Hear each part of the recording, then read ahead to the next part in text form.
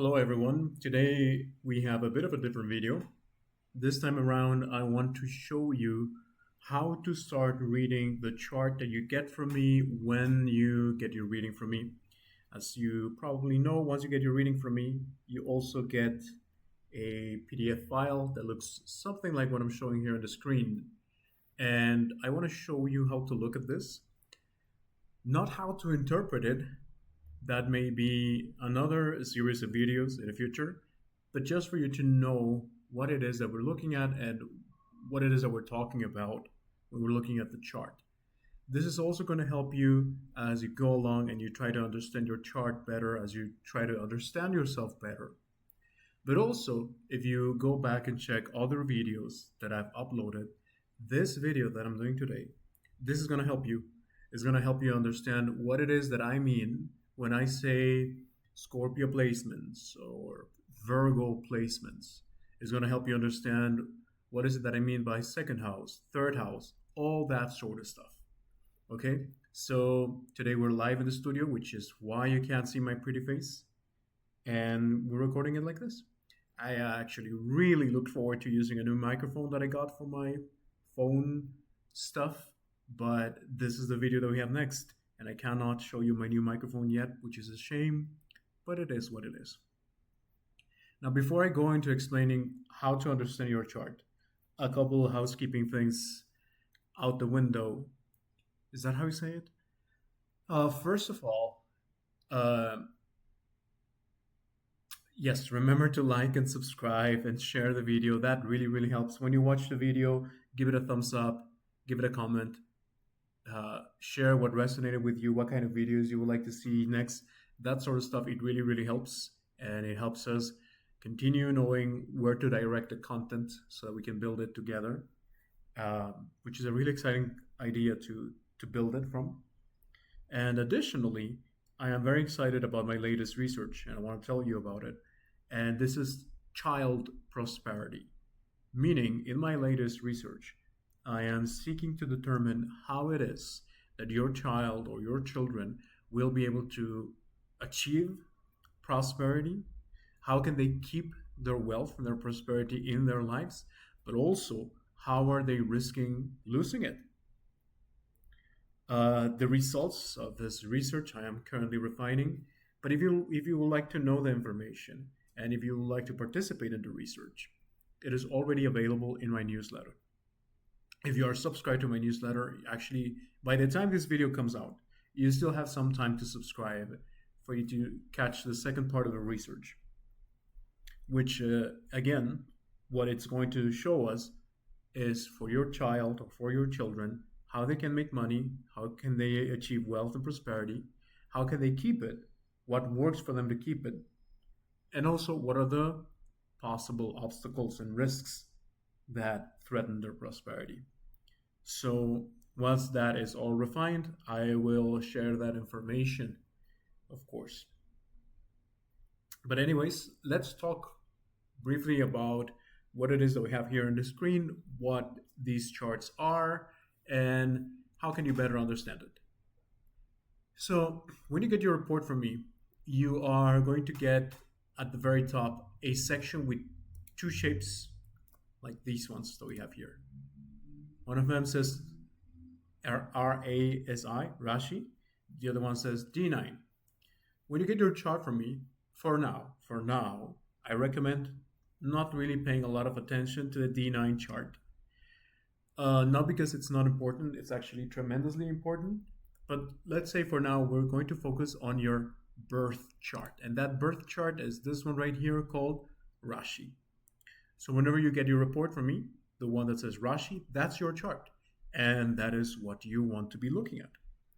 By the way, the information that I have here is a real chart, but it is not one of my students. It is not one of my clients.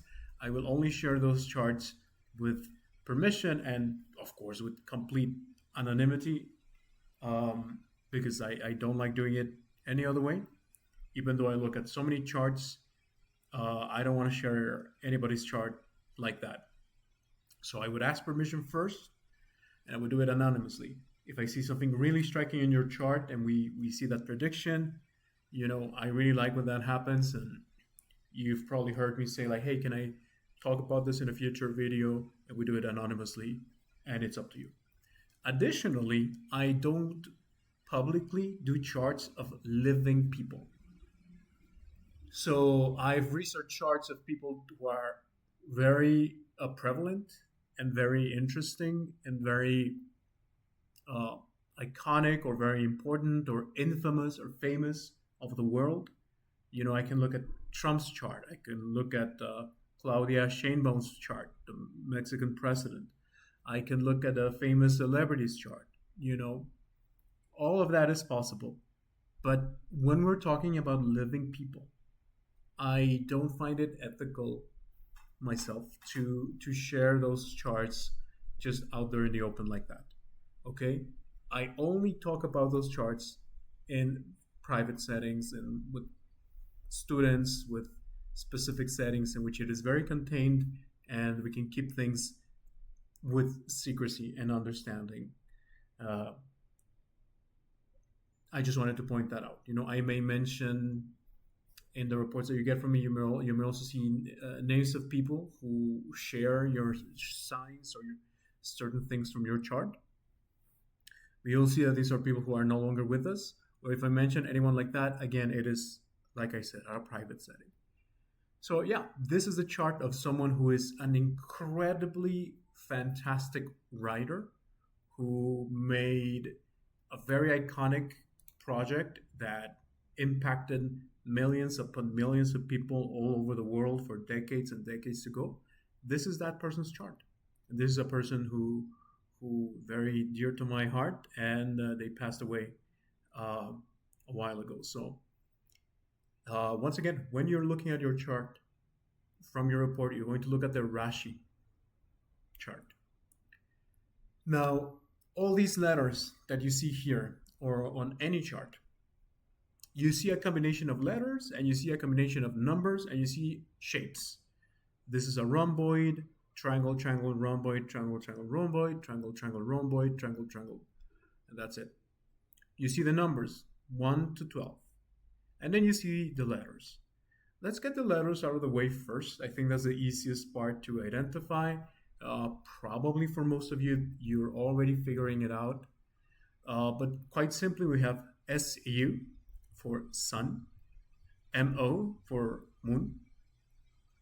We have ME for Mercury, MA for Mars, VE for Venus, JU for Jupiter, SA for Saturn, RA for Rahu, and KE for Ketu. In other words, if you count them all together, you have 9. These are the 9 planets that are the main points that we look at in the chart. Now, the next part that's easy to understand is the shapes. A Vedic astrology chart, like the ones we have right here, is full of these diamonds and triangles or rhomboids and shapes inside. Sorry, just taking a sip here of my hot chocolate before it ceases to be hot chocolate and then it just becomes room temperature chocolate. When we read a Vedic astrology chart, and maybe this is a good point to mention, this is not the only type. There's actually several types, but different schools look at different types. This is the type that my school looks at, the teachers that I've had, and this is the one that just intuitively resonates with me. But you will see probably most of the charts that you will see in Vedic astrology look like this, I should say. Probably most. We read the chart counterclockwise, and we start here at the big rhomboid at the top. Don't look at the numbers yet. I'm going to talk about that in a second. Because I know what I'm about to say, it's going to make you think, okay, you just follow the numbers and that's it. Well, no, it's not that simple. But I do want to say this next part. This is a house. Each shape is a house.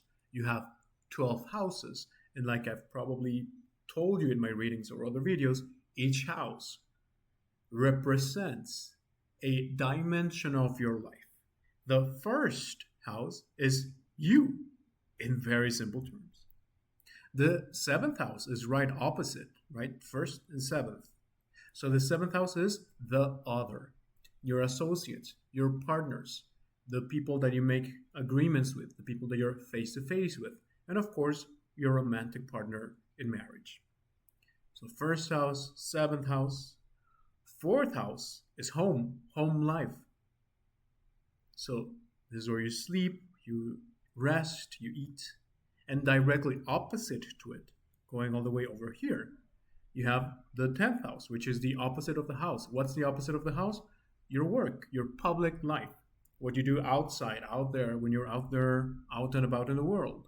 This is the office life, as it were. So you see, each house represents something. I'm not going to talk about all of them. This is not what this video is about. But if you're interested, I can do a video about it. We can talk about what each house means. So, first house, and then we count counterclockwise. So first, second, third, fourth, fifth, sixth, seventh, eighth, ninth, 10th, 11th, and 12th. So these are the 12 houses. What you will be able to already see, if you're looking at your chart now, is that you also have all these 12 houses and that you have planets sitting in those houses. Like this person, they have Moon in the second house, Saturn in the fourth house, Rahu in the sixth house. Should be simple enough. Now let's talk about the numbers, because this is where it's going to get a little bit more complicated. The numbers do not correspond to the houses. They do correspond here. How come? Because this chart is an Aries chart. The numbers are actually the signs. We could also say that we might be able to write that instead of number 1, this is Aries. Instead of number 2, this is Taurus. Instead of number 3, this is Gemini, and so on until you reach the end, which is Pisces. So what you will be able to understand from that is that this person who is an Aries ascendant, whatever's in the first house, whatever sign's in the first house, that's the ascendant. Always, always, always. So this Aries ascendant person has Moon in the second house. In what sign? The sign of Taurus. Simple enough, but this only works as simple when we're talking about Aries. When we talk about Taurus, or any other sign for that matter, you will be able to see that things are a little bit different. And it gets, I would say, another layer of complication. So now there's a number 2. This is still the first house. But now this is first house in second sign, Taurus. This is a Taurus ascendant person. Their moon is still in the second house, but it is now in Gemini. So you see, this is how you start understanding how to read your chart. Not how to interpret, but how to read. So, whenever you hear me talking in one of my videos, oh, first house this, second house that, this is where you need to look at. You will look at, if I say, hey, if you have Saturn in the fourth house, that's going to mean something. If you have Venus in the 8th house, that's going to mean something. Okay? Now, for you to also understand other things that I say in my videos, you may hear me say placements. Taurus placement, Scorpio placement, Cancer placement. What does that mean? That means it's a planet placed in a sign. For example, remember recently I made a video talking about Scorpio placements and Cancer placements. This person in the Aries chart has both. They have Saturn. Yes, it's in the 4th house, but more importantly, it's a sign of Cancer. So that's a Cancer placement. Venus is in the 8th house, but more importantly in this case, it's in the 8th sign, which is Scorpio. Scorpio placement. So if I say a person with a lot of Scorpio placements will be so and so and so, will be secretive, will be private, you will be able to see that it doesn't matter if they're Aries or not. If they have a lot of planets in the same house, the Scorpio, quote unquote, energy, the Scorpio quality is going to increase. If they have a lot of planets in the 12th sign of Pisces, even though they are an Aries person and they will be an Aries person, their first house will always be Aries. But you will see that their dreams, their imaginations, their spirituality of a person with this type of chart will be tremendous. Yes, they are still Aries, so they are still physically active. They have a characteristic head.